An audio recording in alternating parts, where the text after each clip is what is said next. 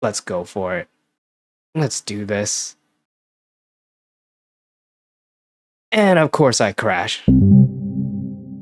Welcome back to another episode of my FPV experience. This time I've taken my Flylens85 to a playground early in the morning. Brought 5 packs with me, probably only gonna fly 4 because of superstition. That was not good. Starting off strong, as you can see. This is the first flight here, just checking out the playground, scouting out for areas of different things I can do with my very limited experience, as this is my second time flying the Flylens and third time flying FPV ever in real life. Yeah, so going through, taking easy gaps.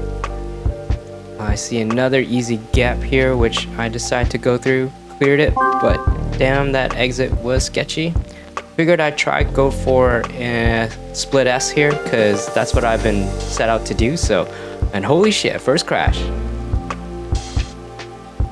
Yep, so maybe a little too ambitious to start a split S. I decided I need some more practice being upside down in real life, since I haven't done that before.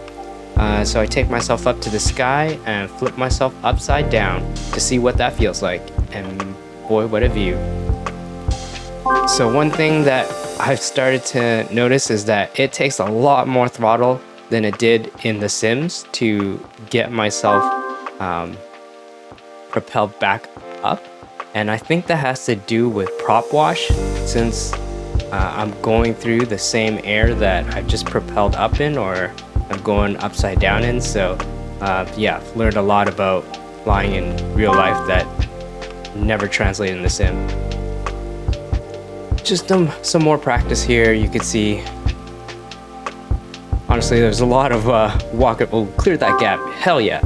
There's a lot of walk of shames as I crashed multiple times, had to clean up my drone. But here I actually go for a power loop here, just to see what that feels like. Super shaky, and it was super loud, so I didn't want to do that anymore, because I didn't want to wake up anyone around here, since I just snuck out to fly.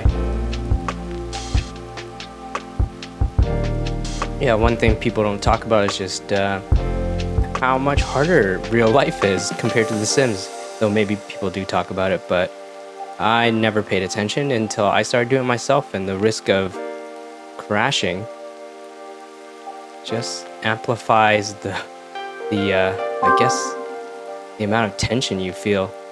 So that's why I'm just practicing the empty split S just in the airs here, and I think I go for it again. There you go.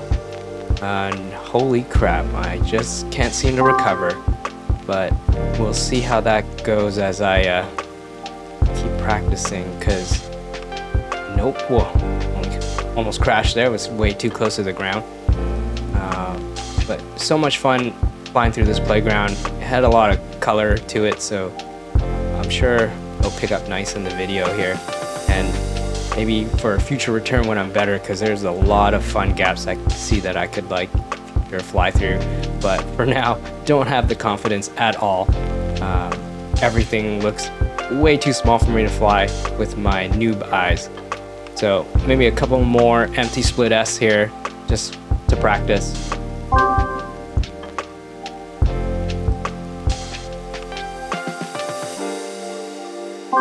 Even that was a lot of fun, but gravity sure seems to take over a lot faster when you're flying in real life. Again, not sure if that's because the risk of crashing your drone. I will take it in. And there I am hiding behind the crate there.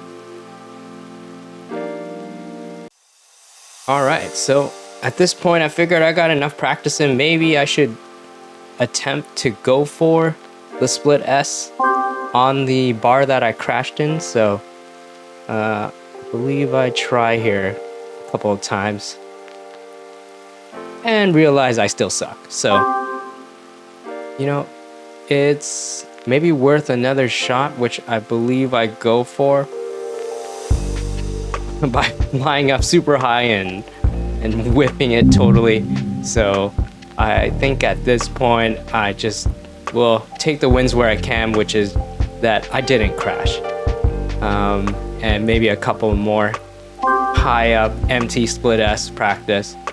But we will rein that in and look for another challenge.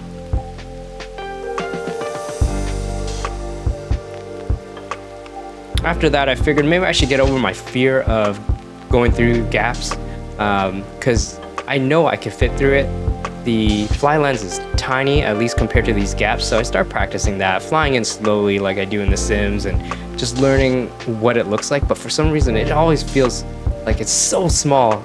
Maybe it's like wide camera or whatnot, but you can see there, I bailed totally. I go in again, I chicken out, I bail out too.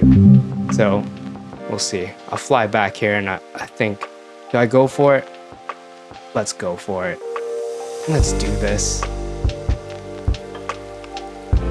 And of course I crash.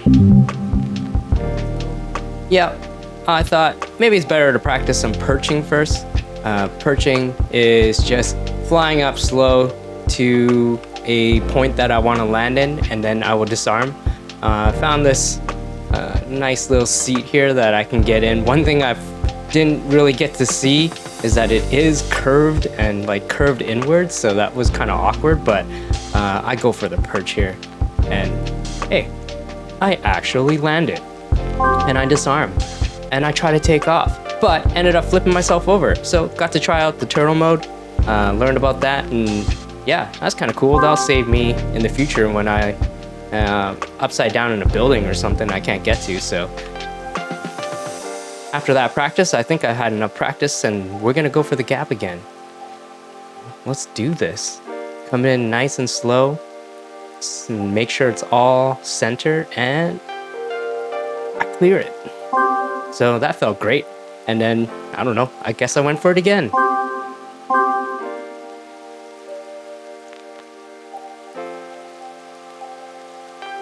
Feeling pretty good at this point.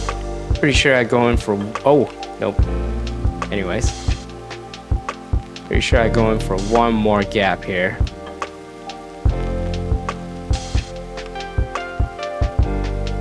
I'm just aiming for the bottom. So, yeah, feeling confident there. And we'll go through those double green bars again. Hell yeah. Alright. At this point, I had enough fun. I was 4 packs in. Didn't want to fly that last pack, so I'm gonna come in for a landing and call it quits. I'll see you folks in the next one. Thanks. Bye.